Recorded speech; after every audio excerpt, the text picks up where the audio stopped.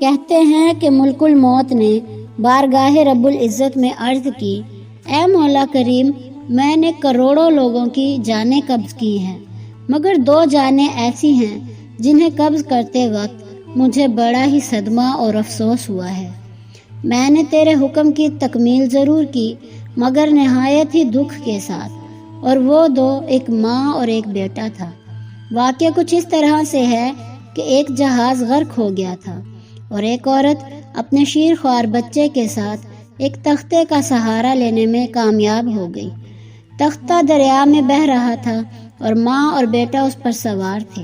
اے مولا کریم، اچانک تیرا حکم ہوا اور میں نے ماں کی جان اس تختے پر نکال لی۔ میرے لیے پریشان کن بات یہ تھی کہ ماں مر چکی ہے، اب بچے کا کیا حشر ہوگا؟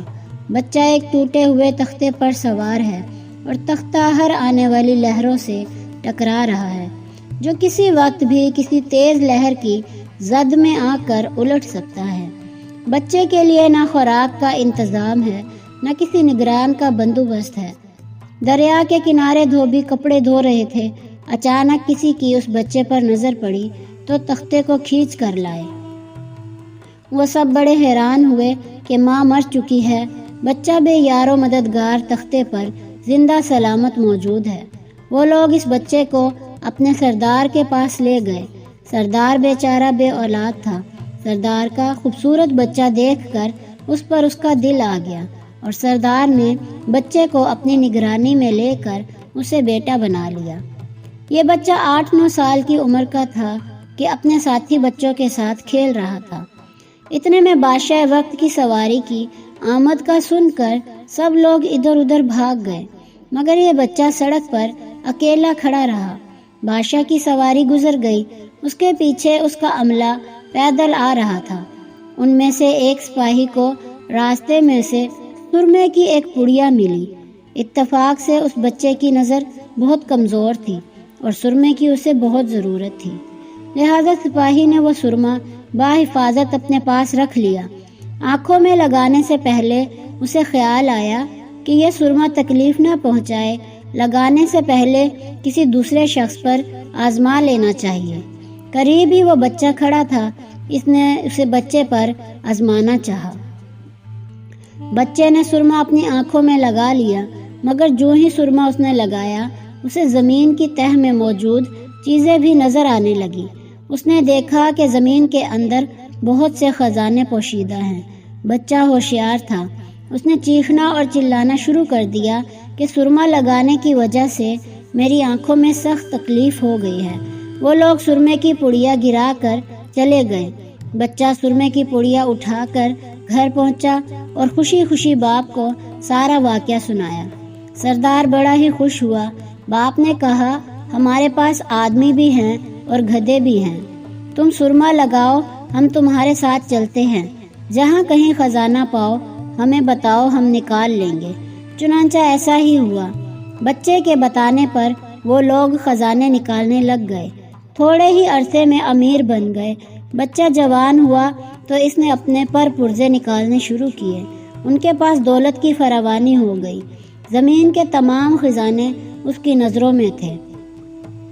اس نے آہستہ آہستہ بہت سے آدمی اپنے ساتھ ملا لیے۔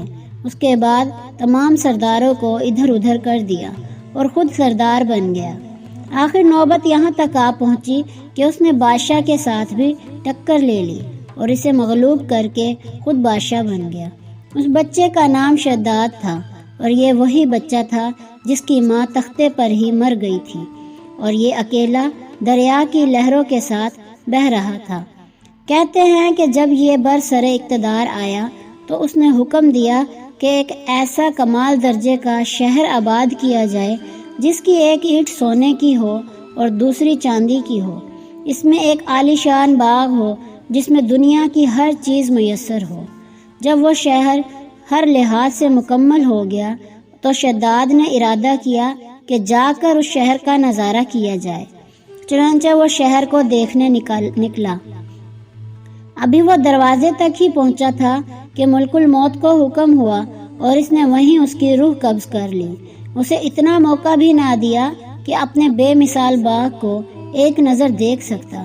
ملک الموت نے کہا کہ اے مولا کریم، اس شخص کی روح قبض کرتے وقت مجھے نہایت ہی صدمہ پہنچا کہ وہ شخص ہر چیز کر کے اسے دیکھ بھی نہ سکا۔ اللہ تعالیٰ نے فرمایا، یہ وہی بچہ ہے جس کی ماں تختے پر مر گئی تھی اور اس پر تجھے ترس آیا تھا۔ اس بچے نے بڑے ہو کر نافرمانی کی، خدا کے حکم سے بغاوت کی اور سرکشی اختیار کر لی، مگر ہم نے اسے خود ساختہ جنت میں قدم رکھنے کی مہلت بھی نہ دی اور اسے باہر ہی ہلاک کر دیا۔ اسی جنت کے بارے میں مشہور ہے کہ وہ دنیا میں موجود ہے مگر سب کی نظروں سے اوجھل ہے۔ امیر معاویہ رضی اللہ تعالیٰ عنہ کے زمانے میں ایک صحابی کا اونٹ گم ہو گیا تو وہ اونٹ کی تلاش میں کہیں اس علاقے میں جا پہنچے تو اللہ تعالیٰ نے اسے وہ سب کچھ دکھلا دیا۔ وہ صحابی وہاں کی کوئی نشانی بھی ساتھ لایا تھا۔ اس صحابی نے یہ واقعہ امیر معاویہ رضی اللہ تعالیٰ عنہ کے پاس بیان کیا۔ انہوں نے اس جگہ کو کافی تلاش کرایا مگر کسی کو بھی وہ جنت نہ ملی اور اسے اللہ تعالیٰ نے ہمیشہ کے لیے پوشیدہ کر دیا۔